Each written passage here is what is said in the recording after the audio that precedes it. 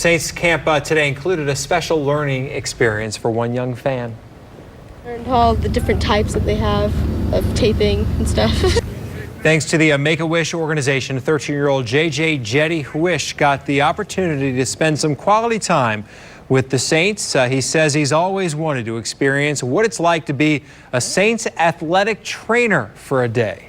Teddy, what was like the coolest conversation you had today? Probably with Drew Brees. What did you talk about? We played catch, and we talked about like how stuff goes in practice.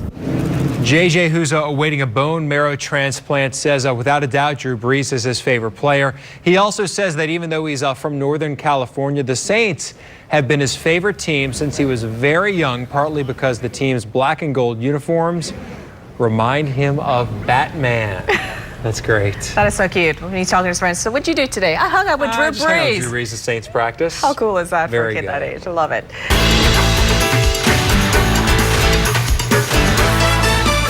Back to work for the Saints today as practice number 6 ended up being a showcase for the defense. Sean Mazan wraps up the morning workout. Back from a day off work, the Saints had another intense and lively practice here for practice number 6, but there is no doubt this day belonged to the defense, especially after multiple interceptions, pass breakups, a fumble recovery, and even multiple sacks. It was clear that side of the ball got the upper hand. When you look at the tape, it's probably a combination of a couple things. You know, as a head coach, you got to guard. You're hoping to see ebbs and flows and moments from each side of the ball. And you're trying to create a drill. It was a third down drill. So you're trying to create a drill that's competitive. You know, obviously it's an important down. While the defense did indeed win the day, they didn't completely shut out the offense. We'll have a full rundown of the plays of the day coming up on Fox 8 News at 9. With the Saints in Metairie, I'm Sean Fazand for Fox 8 Sports. Thank you, Sean. Nice job. And it's that time of the year again when our Saints coverage gets ramped up even more. Tomorrow night, our second installment of Training Camp Game Plan. This week, former Saints linebacker Curtis Lofton will join me on set to discuss a number of camp topics, including that revolving door at his former position, linebacker. And we'll have him break down the crowded backfield and all the fights that have happened early in training camp. Game Plan comes your way tomorrow night, 10:35 right here on Fox 8. Saints fans just 8 days away now from seeing all of the new Saints players make their preseason debut right here on Fox 8. But the fourth rookie taken by the black and gold is already showing unlimited potential at camp. Chris Hagan reports. With yet another running back now in training camp, the competition only gets thicker. Adrian Peterson and Mark Ingram are coveted runners between the tackles, but the race for the, quote, Darren Sproles role is wide open. We'll see as we get closer to the season. Each week we'll have a plan. You know, I think that, look, cadets handled that role and been real good in that role. We'll have a few guys competing in that area. Selecting Alvin Kamara early in the 3rd round, you figure he's the favorite for the job.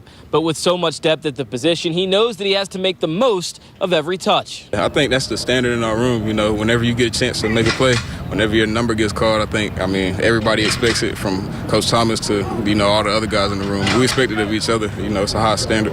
Working in Kamara's favor, however, is the favor of Coach Payton, who's had his eye on him for quite a while. We try to evaluate the player and then envision the role that we have for him. And when I was on that school visit, you know, they spoke highly of him and felt like he was a key contributor. And you know, the workout and all the things that we do when we're there for a day were really impressive. But for now, Kamara is just taking it one day at a time and enjoying some legendary company in the backfield. I remember playing with them guys on Madden. Yeah. You know, so it's like, I wouldn't say starstruck, but it's like a little bit like, whoa, I mean, I'm back here with you know, AP and Drew and guys like that. And even John Kuhn, like, remember playing with Kuhn on Madden too. It's funny. I mean, it's a blessing to be here. Reporting in Metairie, Chris Hagan, Fox 8 Sports. Fox 8 Sports is brought to you by AutoSmart. Be smart, buy smart. Ryan Ramczyk, rookie out of Wisconsin and the future of the offensive line. That's how the Saints viewed him on draft night, but immediate plans for the massive left tackle have changed. Chris Hagan with more.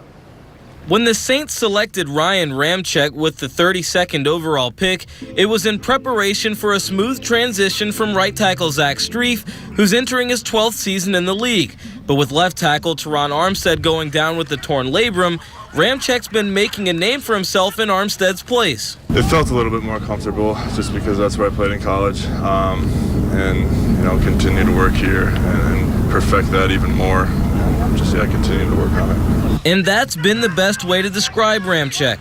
He's surpassed even his own expectations with how much he's gotten to work with the first team offense, but he's far from satisfied. Obviously, there's still a lot of room to improve on things, little details and stuff, but so far I'm feeling confident with the offense and going out there and playing fast. Ramczyk says it would mean a ton to start at left tackle on day one, but he knows he'll have to earn it. The biggest test for the rookie from Wisconsin will come when he lines up against the Browns in just 8 days. When you get to go against someone else who's doing their job 100%, you really get a better feel if he can sit on a bull rush. How can he handle speed? I think what I've kind of been feeling so far is the pass rush. There's so many little things that go into your pass rush and your kick and how your body's positioned, how your hips are positioned, where you're throwing your hands, and then just the speed and the strength of the NFL. Elsewhere on the offensive line, though, it only becomes clearer every day how much this team needs Max Unger, as inconsistency from Josh Larebius and Jack Allen at center continues. Reporting on the Saints in Metairie, Chris Hagan, Fox 8 Sports. Thanks, Chris. We've got another training camp game plan coming your way tomorrow night with former Saints linebacker Curtis Lofton joining me to discuss a number of camp topics, including the revolving door at his former position. Game plan Thursday night, 10:35 here on Fox 8.